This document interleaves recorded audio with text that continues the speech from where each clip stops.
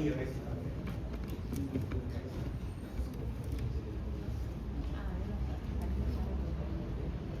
Mira, calor o frío. Ahí. Ok. Si les molesta, lo cambiamos. Bueno, ¿cómo anda?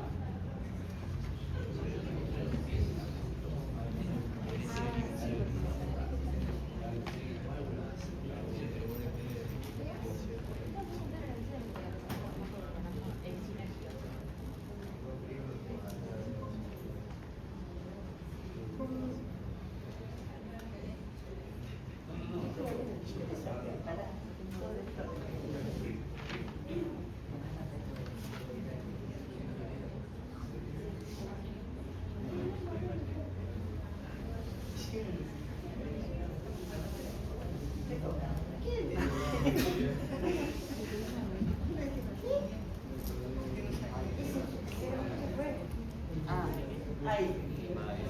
Déjalo tú. ¿Quién? Pedro. Era un momento, Pedro. ¿Qué dijo el chavo? Así fue. Yo estaba ahí, bueno. Yo veía que la diapositiva nadie andaba, ¿no? Muy bueno. Y me dice, te toca.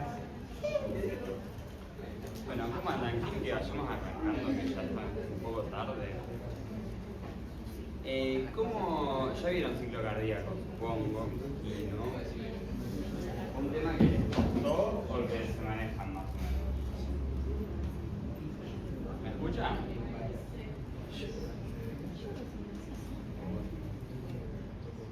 Bueno, vamos a ver primero una generalidad del sistema cardionector, o sea, muy general, no nos vamos a meter tanto en lo que son los potenciales de acción.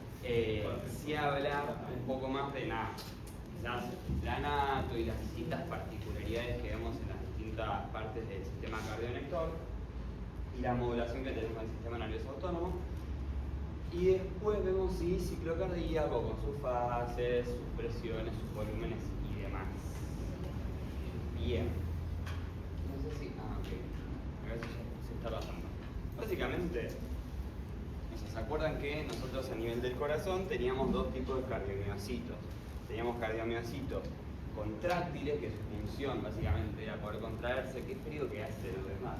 Su función era contraerse y darle la función más fuerte. ¿Quieren que use el micrófono? ¿O quieren venir más acá? Sí,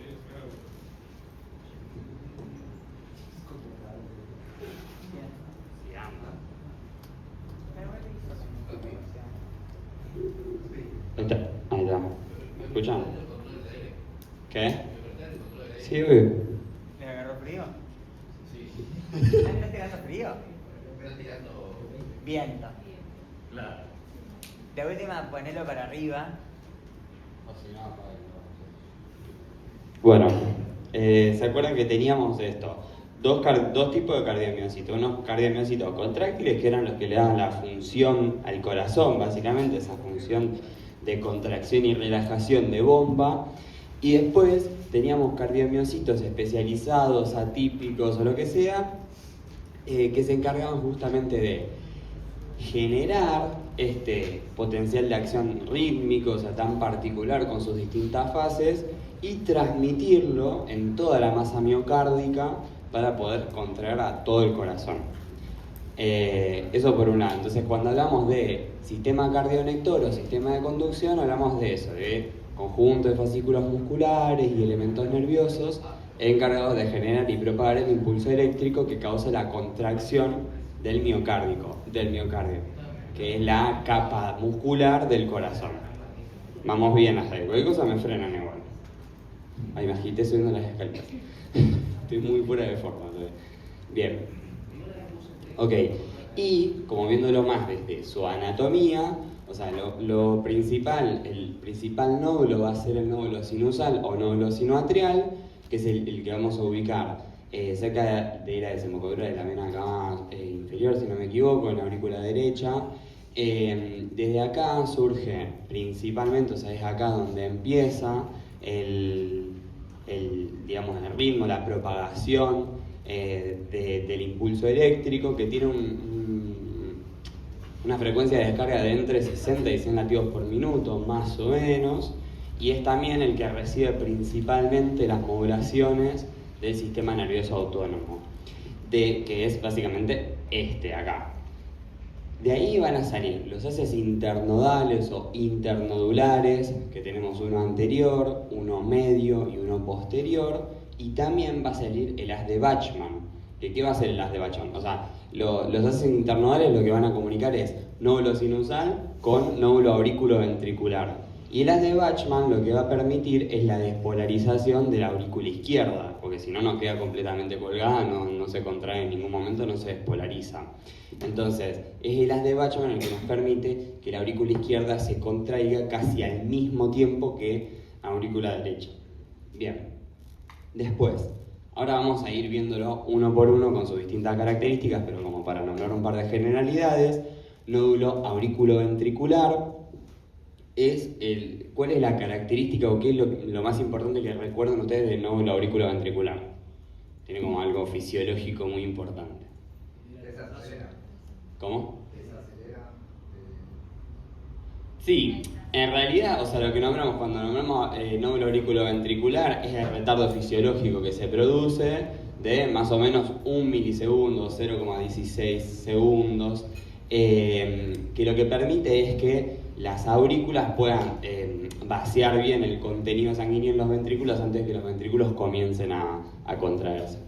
Después del nódulo aurículo-ventricular, o sea, ya perforamos lo que sería el tabique interventricular, en lo que sería el haz de His. El haz de His tiene dos ramas, una derecha y una izquierda, que a su vez la izquierda tiene una anterior y una posterior, si no me equivoco, ahora lo vamos a ver bien. Bien, nódulo sinusal, esto que hablábamos, se ubica en la parte superior de la aurícula derecha, cerca de la desembocadura de la vena cava superior, no la inferior que había dicho, vena cava superior. La frecuencia de descarga está 60 a 100 latidos por minuto. Otra de las particularidades que seguramente ustedes ya la leyeron, ya se lo explicaron en los seminarios y los laboratorios, si alguna parte del sistema cardionector llega a fallar, o sea, la conducción normal del impulso eléctrico del sistema cardionector nace en nódulo sinusal, viaja por haces internodales y haz de Bachmann para aurícula izquierda, viaja por haces internodales hacia nódulo aurículo-ventricular, se produce retardo fisiológico, baja por haz de His y se ramifica por todo lo que serían las paredes ventriculares. O sea, esa es la conducción normal que tiene que tener el impulso eléctrico. Si por algún motivo, esto no vamos a meternos en patología o lo que fuera, el nódulo sinusal deja de funcionar, el siguiente nódulo es el que va a cumplir su función, en este caso nódulo aurículo-ventricular, con una frecuencia de descarga menor, que si no me equivoco está entre 40 y 60 latidos por minuto.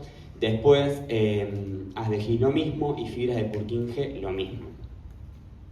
Bien, nódulo sinusal, frecuencia de descarga entre 60 y 100 latidos por minuto. Y es a este nivel en que recibimos la inervación del sistema nervioso autónomo. O sea, principalmente parasimpática. La simpática inerva casi todo el corazón, o sea, no es particular de nódulo sinusal, pero la parasimpática, a través de los nervios vagos, vamos a inervar nódulo sinusal y nódulo aurículo-ventricular. ¿Qué liberamos? Acetilcolina. Y lo que hacemos es reducir la frecuencia de descarga de los nódulos. Si reducimos la frecuencia de descarga, o sea, básicamente bajamos la frecuencia cardíaca, una de las funciones principales del sistema nervioso autónomo parasimpático, bajar la frecuencia cardíaca, bajar la contractibilidad del corazón y demás. Por otro lado, cuando hablamos de inervación simpática, o sea, lucha de respuesta, huida,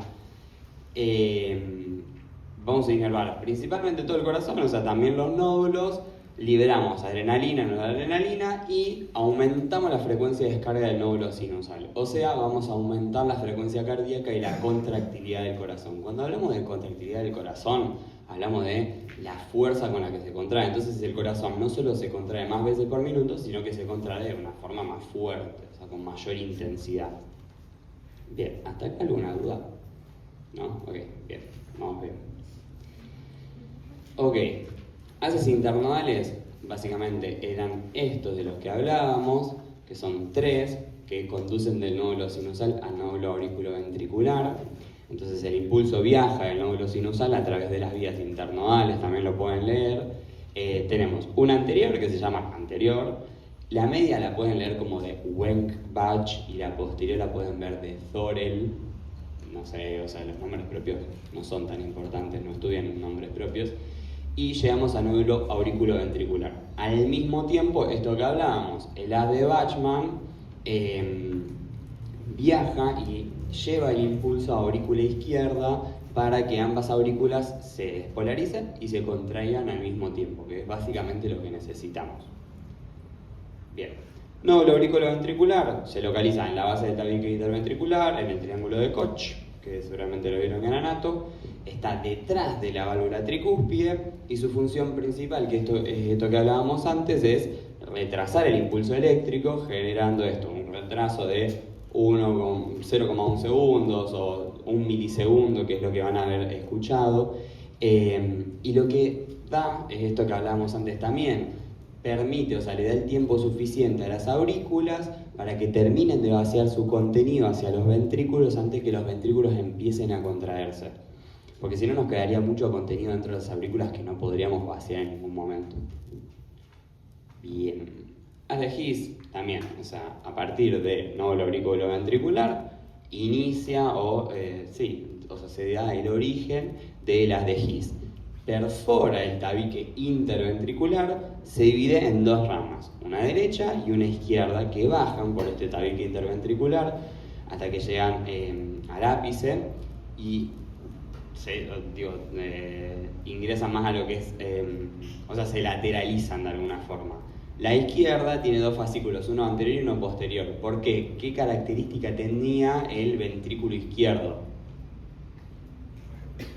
Sí, o sea, trabajamos a mayor presión. Si trabajamos a mayor presión, ¿qué necesitamos? O sea, necesitamos un músculo más grande, o sea, una capa de miocardio mucho más grande. Entonces, por eso, para que se pueda distribuir bien toda esa despolarización, necesitamos 2 fascículos que puedan llevar mejor lo que es el impulso eléctrico. Y por otro lado, por último, como la última parte de toda esta cadena, de toda esta secuencia, son las fibras de Purkinje, que también tienen su propia frecuencia de descarga, que es de 20 latidos por minuto más o menos. Y lo que hacen es, la particularidad que tienen es que la velocidad de conducción del impulso eléctrico es altísima, es de 1,5 a 4 metros por segundo. ¿Por qué? ¿Se acuerdan que la velocidad a la que se iban transmitiendo los impulsos eléctricos, de qué dependían? De unas zonas o unas conexiones específicas que teníamos a nivel de las células miocárdicas, que son las uniones tipo hendidura o gap, que lo que permiten es el libre pasaje de iones. Y lo que poseen la fibra de Purkinje justamente es que presentan muchísimas uniones gap. Entonces, se transmite muy rápido lo que es el impulso. Y justamente la fibra de Purkinje son las que nos permiten que toda la masa ventricular se contraiga casi al mismo tiempo. Por eso es que hablamos de que funciona o se comporta como un sinsitio. Porque no son como, no se comportan como la contracción de todas células aisladas, sino que se contrae de una manera más uniforme. Bien. Ahora venimos bien, repasamos bien todo lo que es el sistema cardionector. ¿Estamos bien? ¿Alguna duda? ¿Algo que hayan leído distinto? ¿Algo que les haya generado duda? ¿No? ¿Estamos bien? Bien. Entonces, para poder entender ciclo cardíaco, esta clase va a ser recortita. Después, igual, la idea es que la vayamos haciendo interactiva, así que cualquier duda que tienen me van frenando. Pero para poder entender nosotros cómo va a funcionar el ciclo cardíaco y qué es el ciclo cardíaco, tenemos que entender 2 cuestiones principales. Por un lado, entender todo este sistema del sistema cardionector, que es cómo se va a ir distribuyendo y por qué se va a ir distribuyendo toda esta despolarización a nivel del corazón. Y después también tenemos que entender la anatomía básica del corazón, poder identificar sus 4 cámaras, los distintos vasos que ingresan y egresan y demás. Así que vamos a hacer como un repaso. Esto no es una clase de anato, vamos a hacer un pequeño repaso muy esquemático, extremadamente esquemático, para que no se lo olviden, de corazón. O sea, nosotros el corazón, ¿se acuerdan que lo definíamos como un órgano muscular, tabicado, valvulado, cavitario, etc., contráctil, etc., etc.? ¿Cómo?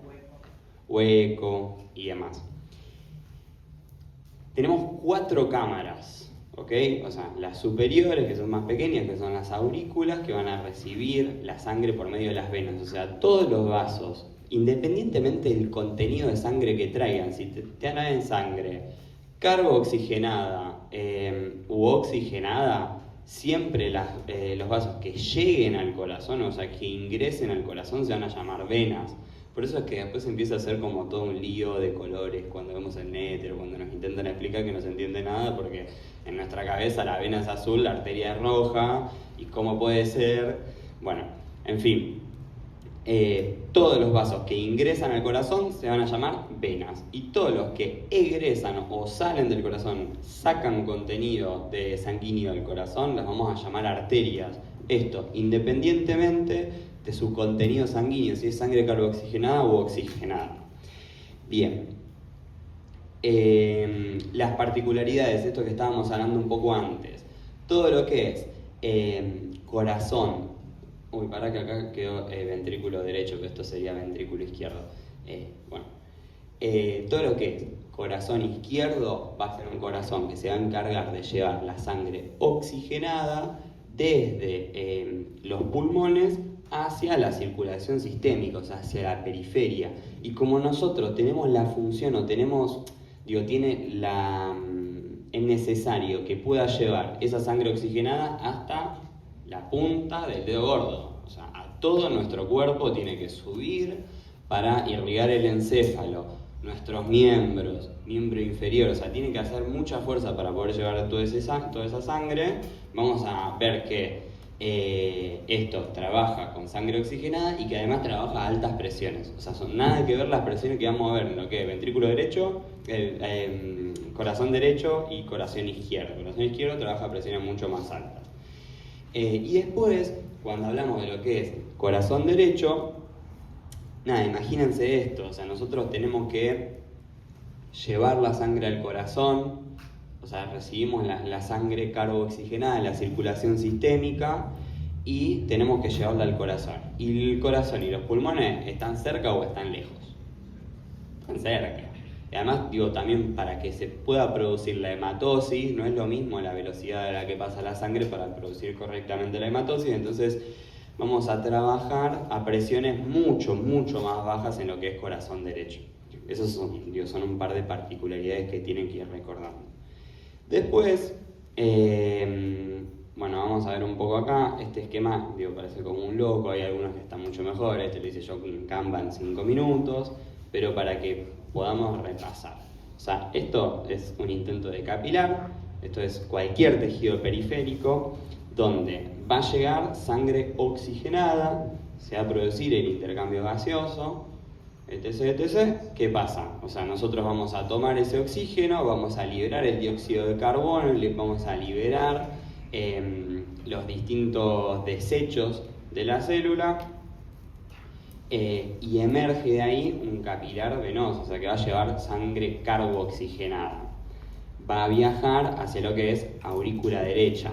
Aurícula derecha, ¿cuáles son los vasos que entran a la aurícula derecha? Vena cava superior y vena cava inferior. Bien. Después, bajamos, ventrículo derecho lleva mediante qué vaso al pulmón la sangre. El tronco pulmonar, que forma después las arterias pulmonares, al corazón, llevamos esa sangre carboxigenada, ¿para qué? Para que se produzca la hematosis, o sea, para nosotros poder liberar ese dióxido de carbono y volver a oxigenar la sangre. Bien, a nivel de los alvéolos se produce la hematosis y de ahí emergen qué vasos del corazón, qué vasos salen. Las venas pulmonares que llegan a aurícula izquierda. De aurícula izquierda vuelven a ventrículo izquierdo y volvemos a enviar toda esa sangre a la periferia, a la circulación sistémica para poder llevarle oxígeno a todos nuestros tejidos. Esto lo entendemos, ¿no? O sea, como estas son las bases que tenemos que tener acá sí o sí para poder entender mejor ciclo cardíaco y para que todo pueda tener más sentido. Bien. A su vez, teníamos, ¿se acuerdan? Dos tipos de válvulas. Teníamos válvulas aurículo-ventriculares, o sea, válvulas que permitían o no el pasaje de sangre entre las aurículas y los ventrículos, acá y acá, y después íbamos a tener válvulas semilunares que iban a permitir o no el pasaje de la sangre desde los ventrículos hacia los vasos que emergen, o sea, las arterias que emergen de los ventrículos. ¿Cómo se llamaba la válvula que encontrábamos entre aurícula derecha y ventrículo derecho? Tricúspide, muy bien, porque justamente por esto, o sea, ¿se acuerdan que cuando veían un poco el anato de las válvulas teníamos un anillo fibroso con distintas valvas? Este tiene 3 valvas. Así. Rompe el micrófono. De pronto. Ahí está. Bien. Y después, la aurículo-ventricular que comunicaba aurícula izquierda y ventrículo izquierda, ¿cuál era? La mitral, justamente porque tiene una forma de una mitra, pero básicamente son 2 valvas.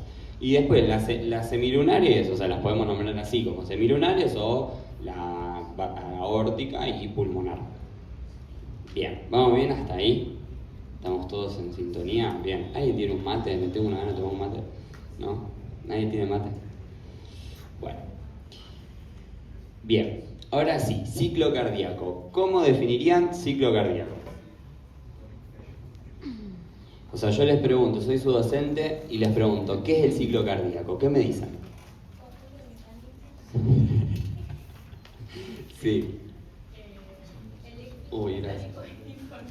Bien, es un conjunto de fenómenos eléctricos, mecánicos y sonoros que ocurren con el inicio de un latido y el comienzo del siguiente, o sea, que ocurren en cada latido. Bien. Necesitamos un mate. Bien. Lo vamos a definir básicamente así. Ok. Y acá me falta una diapositiva. Bueno, en fin. Ciclo cardíaco. Vamos a tener en el ciclo cardíaco 2 grandes... o sea, lo podemos dividir en dos grandes acontecimientos o 2 grandes mecanismos. La sístole y la diástole. ¿Qué es la sístole? La contracción del corazón, o sea, los momentos, las fases del ciclo cardíaco en donde nosotros contraemos el corazón. Y la diástole es justamente lo contrario, las fases o los momentos del ciclo cardíaco donde relajamos todo ese miocardio, esa masa muscular del corazón. Bien, y a su vez lo organizamos en 4 fases distintas. ¿Se acuerdan los nombres? Fase llenado ventricular, que es la primera. Contracción isovolumétrica, eyección y relajación isovolumétrica. Bien, y lo que vamos a ver ahora básicamente, que es la base para entender el ciclo cardíaco, es ver los distintos acontecimientos que pasan en cada una de las fases. Acá está el mate. Bien, la primera fase. Llenado ventricular. Estos gráficos son de una, no sé si la vieron, hay una clase muy buena de Jorge Molinas en el campus, en YouTube de la Facu, está muy bueno. Está recortita además y está bueno. Vamos a ir dibujando un poco. Bien, la forma más fácil de poder entender cómo funciona el ciclo cardíaco es con este gráfico, o sea, un gráfico donde por un lado vamos a graficar o vamos a representar lo que son las presiones, que es presión, acuérdense, siempre lo medimos en milímetros de mercurio. Y después, en el eje horizontal vamos a ver volumen, o sea, volumen sanguíneo, cantidad de sangre en mililitros. Lo vamos a representar de esa forma. Hoy me molesta un poco esto. Bien. Nosotros ahora vamos a hablar sobre todos los acontecimientos de ventrículo izquierdo, o sea, de lo que vemos a nivel de corazón izquierdo, pero lo que pasa en corazón derecho es exactamente lo mismo. O sea, el único cambio que tenemos es un cambio en las presiones, que es justamente lo que hablábamos, que en corazón derecho trabaja presiones mucho más bajas. Bien, Entonces, nosotros en el eje horizontal vamos a trabajar mililitros. Vamos a partir, más o menos vamos a estar en 3 milímetros de mercurio, esto no importa tanto, y vamos a estar más o menos en 50 mililitros, que después vamos a hablar de dónde salen esos 50 mililitros. Bien, y tenemos una fase de llenado ventricular, o sea, ¿qué es lo que pasa? Empieza a llegar la sangre a nivel de las aurículas. Las aurículas empiezan a llenarse de sangre. Nosotros veníamos de lo que fue el latido, el ciclo cardíaco anterior. El ventrículo va a estar vacío ahora, va a tener todas sus válvulas cerradas. O sea, las semilunares van a estar cerradas, las interventriculares van a estar cerradas. El ventrículo va a estar relajado. La aurícula empieza a llenarse de sangre. Entonces la presión de la aurícula supera lo que es la presión del ventrículo. ¿Qué va a pasar? O sea, cuando tenemos una presión mayor en aurícula que en ventrículo.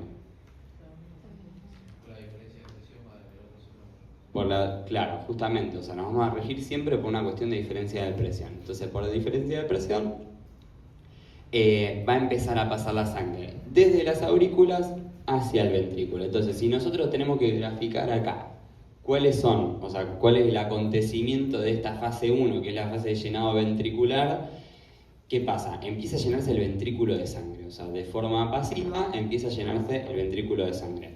Va a ser de forma pasiva en sus 2 primeros tercios, ahora vamos a hablar de eso, pero básicamente el ventrículo ¿se está contrayendo?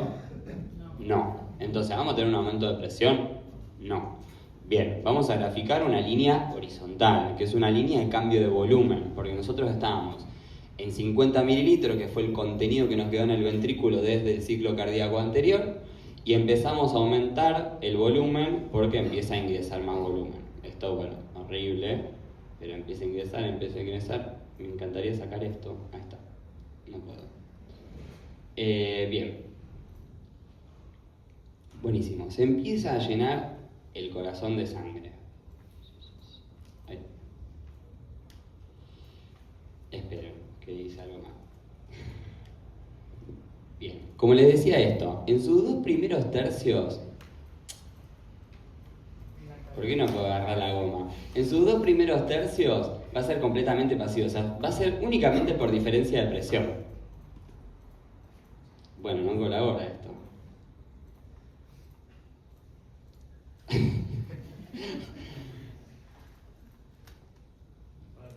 Ahí está. Ahí pizarrón. Sí, bueno, ya fue. Va a ser únicamente por diferencia de presión, Entonces el llenado ventricular va a ser pasivo. ¿Hasta que qué pasa? Se dispara el potencial de acción que viaja hacia las aurículas, que despolariza las aurículas. ¿Y qué ocurre? La sístole auricular. O sea, nosotros teníamos sangre en las aurículas, esa sangre estaba entrando pasivamente al ventrículo, pero si nosotros contraemos las aurículas, se produce lo que decimos sístole auricular o patada auricular, que básicamente estos 2 tercios de llenado fueron completamente pasivos y el último tercio ya fue activo. Justamente, fíjense, este cambio de presión fue porque ese flujo aumentó su presión por la sístole auricular. Bien, y esto es lo que vemos en la fase de llenado ventricular. ¿Qué pasa? O sea, ¿qué marca el principio y qué marca el fin? El fin, ¿qué es lo que sucede? El ventrículo va a estar lleno de sangre ahora. O sea, el ventrículo lleno de sangre. Sobre todo con la sístole auricular le metimos todo lo que podíamos de sangre. La sangre, ¿qué va a tender a hacer? Va a tender a subir. O sea, si tenemos las semilunares cerradas, la sangre, ¿qué va a hacer? Va a tender a subir de nuevo a las aurículas. Porque en este momento, cuando nosotros tenemos las paredes de los ventrículos distendidas de tanto contenido sanguíneo, va a intentar ir de donde hay mayor presión, que sería el ventrículo, va a intentar subir a la aurícula. Ahí es que, en este caso, la bicúspide es que se va a cerrar, la mitral se va a cerrar. Acá esto es lo que conocemos como R1, es el primer ruido que escuchamos, que es básicamente el cierre de las válvulas auriculoventriculares, justamente para impedir ese reflujo de sangre. Bien, listo. Esto es lo que pasó en llenado ventricular. Entonces, durante este periodo, los ventrículos están relajados y su presión es muy baja. Al mismo tiempo, las aurículas han estado llenadas de sangre venosa, lo que aumenta su presión. Cuando la presión de las aurículas supera la de los ventrículos, se abren las válvulas auriculoventriculares, permitiendo el paso de una cavidad a la otra, paso desde las aurículas a los ventrículos. ¿Cuáles son? O sea, esto que hablábamos, tanto de presión como de volumen y los acontecimientos que nos marcan, nos delimitan la fase de llenado ventricular. Vamos a tener 50 mililitros es el inicio de la fase de llenado ventricular, que es el contenido de sangre que nos quedó dentro del ventrículo del ciclo cardíaco anterior, o sea, del latido anterior. Bien. Y inicia con la apertura de la válvula mitral. Hasta acá vamos bien, ¿no? Bien.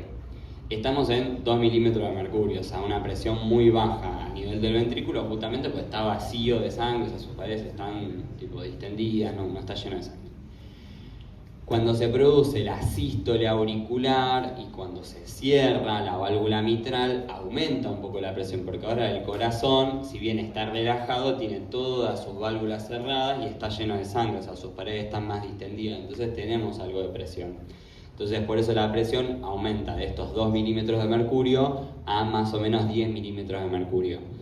Y el llenado ventricular nos termina dejando 130 mililitros. Entonces, inicia con la apertura de la válvula mitral, termina con el cierre de la válvula mitral, justamente para evitar este flujo retrógrado. Bien. ¿Quedó claro fase de llenado ventricular? Esto sería fase 1.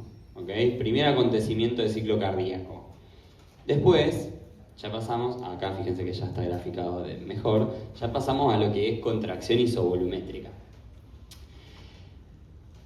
Bien, ¿qué es lo que pasa? Nosotros ya sabíamos que ya se había disparado ese potencial de acción, o sea, ese potencial de acción que normalmente sale de nódulo sinusal, viaja por haces internodales hacia nódulo auriculoventricular, por haz de Bachmann hacia aurícula izquierda, produce la sístole auricular, la patada auricular que me termina de llenar el ventrículo, ¡pum! Se cierra la mitral. Tengo los ventrículos llenos de sangre con todas sus válvulas cerradas, pero los ventrículos están relajados. Claro, ese potencial de acción, o sea, ese impulso eléctrico que ya se despertó, va viajando por todo el sistema cardionector hasta que llega a la masa ventricular, o sea, la masa del miocardio ventricular. ¿Qué empieza a pasar entonces? Que los ventrículos empiezan a contraerse. Entonces, si nosotros tenemos todas las válvulas cerradas, tenemos el corazón lleno de sangre y empezamos a contraerlo, ¿qué va a pasar? Va a empezar a aumentar la presión. Bien. Y justamente, como tenemos todas las válvulas cerradas, ¿va a haber ingreso o egreso de sangre? No. Entonces, en el eje horizontal, que es el eje de los mililitros, que es el eje de volumen, que es el eje de sangre, ¿vamos a graficar algo? No, porque eso se va a mantener igual. Por eso es isovolumétrica, porque el volumen se mantiene completamente igual en esta fase, que sería la fase 2. Sí va a empezar a aumentar la presión. Va a aumentar verticalmente, la vamos a graficar vertical, hasta más o menos 80 milímetros de mercurio. ¿Qué pasa en este punto? Nosotros, válvula mitral, válvulas auriculoventriculares van a permanecer cerradas. Lo que pasa es que el ventrículo empieza a acumular tanta presión que vence la presión de las válvulas semilunares, o sea, la válvula aórtica o la válvula del tronco pulmonar. Entonces, si vence esa presión, se abre. Eso, o sea, fase 2 de ciclo cardíaco es muy cortita, o sea, su inicio es con el cierre de la válvula mitral o auriculoventriculares y termina con la apertura de las semilunares. Justamente por eso, por una diferencia de presión. La presión a nivel del tronco pulmonar y la presión a nivel de la aorta va a ser inferior a la que hay en el ventrículo, por eso se permite la apertura de las semilunares. Esto es fase 2. ¿Quedó claro? ¿Entendimos por dónde vamos? Bien. Okis. Entonces, el impulso eléctrico ya recorrió el ventrículo a través de la red de Purkinje, lo que desencadena que el músculo cardíaco empiece a contraerse. Al empezar la contracción, la presión dentro del ventrículo, que estaba muy baja durante el llenado porque era pasivo, comienza a elevarse bruscamente. O sea, nosotros pasamos de unos 10 milímetros de mercurio subimos hasta los 80, que son más o menos, en teoría, en condiciones normales, la presión a vencer de la aorta. En este punto, las válvulas de entrada, o sea, las aurículas ventriculares están cerradas, pero la presión dentro del ventrículo aún no es lo suficientemente alta como para vencer la presión de las grandes arterias, que son la aorta y las pulmonares o el tronco pulmonar. Entonces, lo que necesitamos es abrir estas válvulas de salida, o sea, las semilunares. Fíjense esto, nosotros veníamos de fase 1, veníamos de 10 milímetros de mercurio de presión, o sea, la presión era muy baja. La fuimos subiendo más o menos hasta 70 milímetros de mercurio. El volumen, como dijimos que era isovolumétrica, el volumen se mantiene completamente igual, o sea, es un volumen de 130 mililitros de sangre. Y inicia con el cierre de la válvula mitral y comienza con la apertura de la válvula aórtica. Bien. Entonces, nada, ya tenemos acá graficadito hermoso, ya ingresamos en lo que es fase 3, que es la fase de eyección ventricular. Justamente era lo que hablábamos antes y lo dice la palabra también. ¿Qué pasa? Superamos la presión que necesitamos, la presión de la aorta, la presión del tronco pulmonar, superamos esa presión de las válvulas semilunares y básicamente expulsamos, eyectamos todo el contenido de sangre que tenemos dentro de los ventrículos. Esto es lo que pasa en la fase de eyección ventricular. Entonces, tenemos un aumento o una disminución del volumen, o sea, tenemos un aumento o una disminución de la sangre dentro del ventrículo. Una disminución, ok. Y tenemos, bueno, bien, tenemos una disminución, entonces, ¿la disminución para dónde la vamos a graficar? Para atrás, o sea, si nosotros acá estamos en 130 mililitros y vamos a disminuir, tenemos que graficarlo en este sentido, ¿ok? Quiero ver si puedo sacarlo. Okay. Bien, lo vamos a graficar en sentido contrario, o sea, para atrás. Lo que pasa es que el corazón va a seguir contrayéndose. O sea, esta despolarización que llega para hacer la sístole ventricular, o sea, va a seguir contrayéndose, entonces la presión va a seguir aumentando también. Aumenta hasta más o menos los 120 milímetros de mercurio. Entonces, perdemos flujo y además aumentamos la presión. Bien, hasta estos 120 milímetros de mercurio aproximadamente. Lo que pasa es que en un momento el corazón ya no puede soportar más esa contracción, entonces ya eyectó la mayoría de su contenido y después empieza levemente a relajarse. Entonces bajamos. ¿Qué es lo que pasa acá? Que ahora la presión en la aorta es mayor que la presión de los ventrículos. ¿Por qué? Porque el ventrículo se está relajando y porque el ventrículo además ya eyectó toda la sangre, entonces está casi vacío. La sangre, si nosotros tenemos un compartimento que está relajado y está vacío y tenemos la aorta que está explotadísima de sangre con mucha presión, ¿qué va a intentar hacer esa sangre? Va a intentar pasar de la aorta, va a intentar volver al ventrículo. Pero para eso tenemos las válvulas semilunares, que lo que van a hacer es cerrarse e impedir el paso de la sangre. Ese ruido del cierre de las válvulas semilunares es lo que vamos a escuchar como R2. ¿Estamos de acuerdo? Entonces, eso es lo que marca el final de la fase 3 de eyección ventricular, el cierre de las válvulas semilunares. Bien. Entonces, eyección ventricular comienza en el instante exacto en que la presión generada dentro del ventrículo supera la presión de los grandes vasos, o sea, tronco pulmonar y aorta, y básicamente se produce la eyección ventricular. Fíjense esto, nosotros teníamos dentro del interior del ventrículo teníamos 130 mililitros más o menos, o sea, 130 mililitros de sangre. Empezamos a eyectarla, nos quedamos únicamente con 50, porque el corazón puede contraerse un montón, pero el ventrículo puede contraerse un montón, pero siempre va a quedar un contenido de sangre. Entonces pasamos de 130 mililitros a 50. Y la presión habíamos pasado de 70 milímetros de mercurio más o menos, superamos la presión aórtica, seguimos contrayendo el corazón hasta los 120 milímetros de mercurio, volvemos a bajar. Y fase de eyección ventricular, o sea, volvemos a bajar hasta los 80 milímetros de mercurio, que es cuando justamente este flujo retrógrado va a intentar volver desde la aorta hacia el ventrículo y se produce el cierre de las semilunares. Entonces, inicia la eyección ventricular con la apertura de la válvula aórtica, que es lo que nos permite básicamente eyectar ese contenido, y termina con el cierre de la válvula aórtica. Bien, ¿estamos de acuerdo hasta acá? O sea, vamos bien. Ok. Y después ya ingresamos con lo último, que es la fase de relajación isovolumétrica. ¿Qué pasa?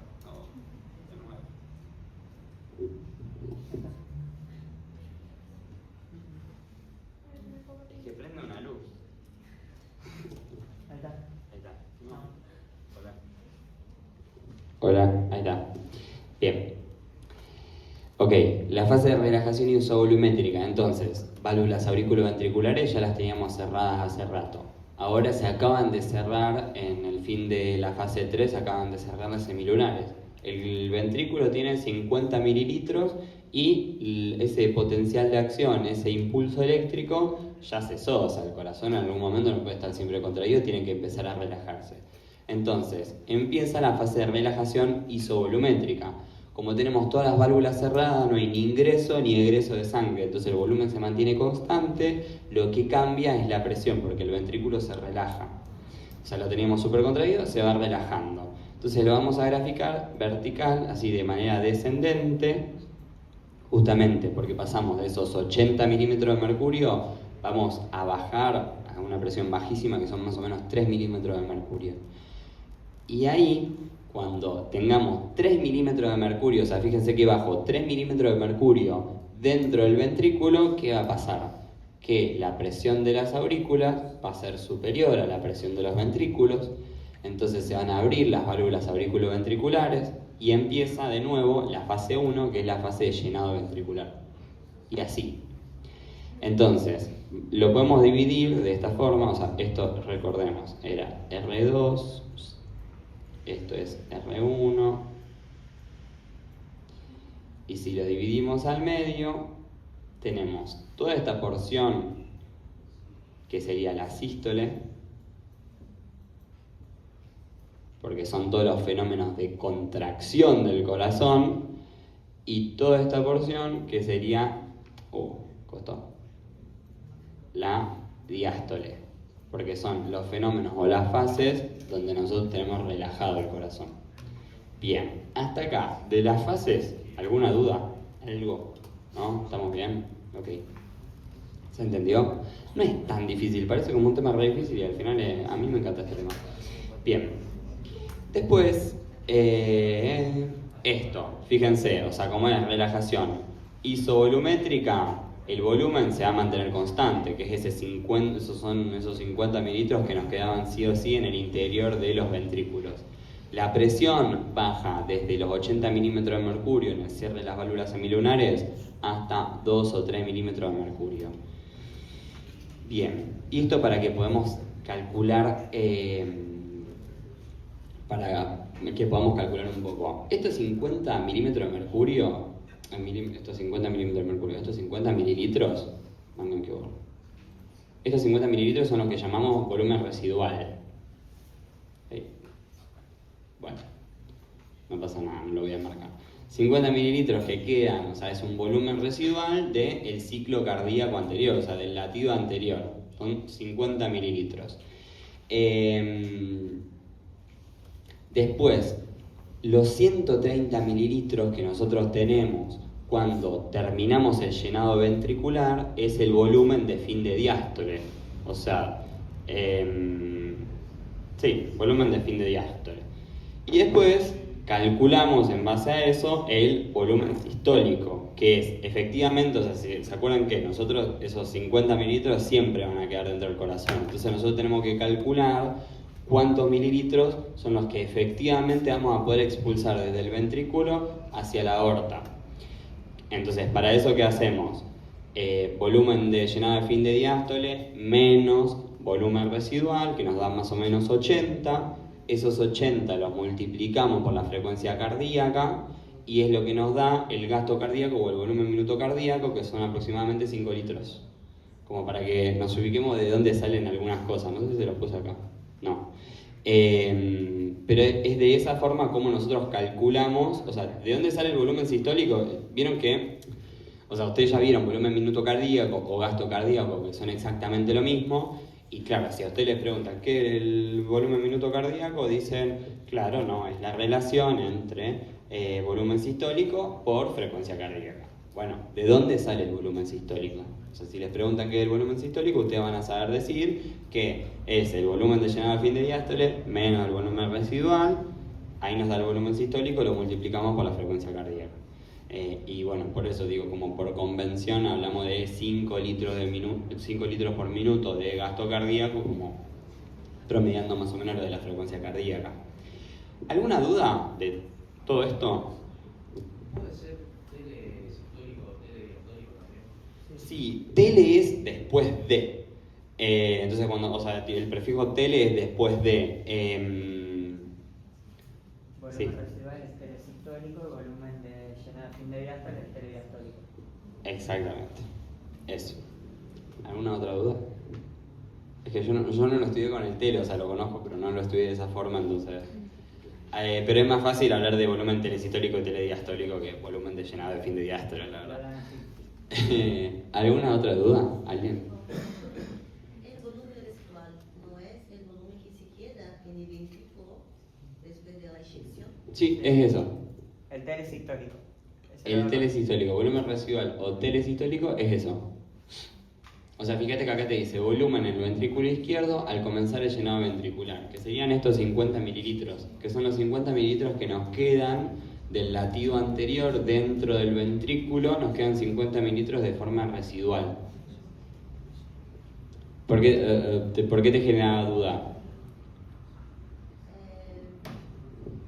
¿Cómo está escrito? Me parece mal. Ah, sí.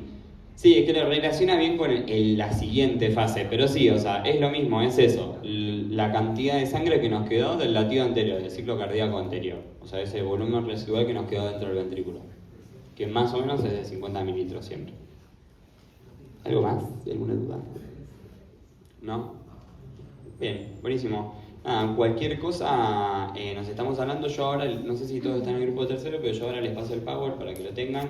Y los que no vieron la clase de Jorge Molinas que está en el canal de YouTube de la Facu, mírenla porque está buenísima, dura creo que 12 minutos y les explica todo esto, digo, hace énfasis en algunas cosas que están un poco, que están buenas para que también las sepan.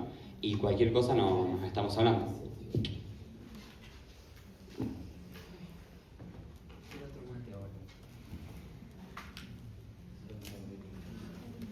Una pregunta. ¿Los valores de la, digamos, en el corazón derecho hay que saberlos de presión y de volumen? No son tan importantes, o sea... No lo preguntan. No, creo que no.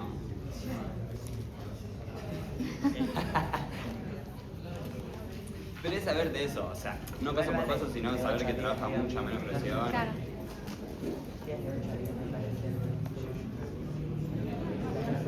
Oh.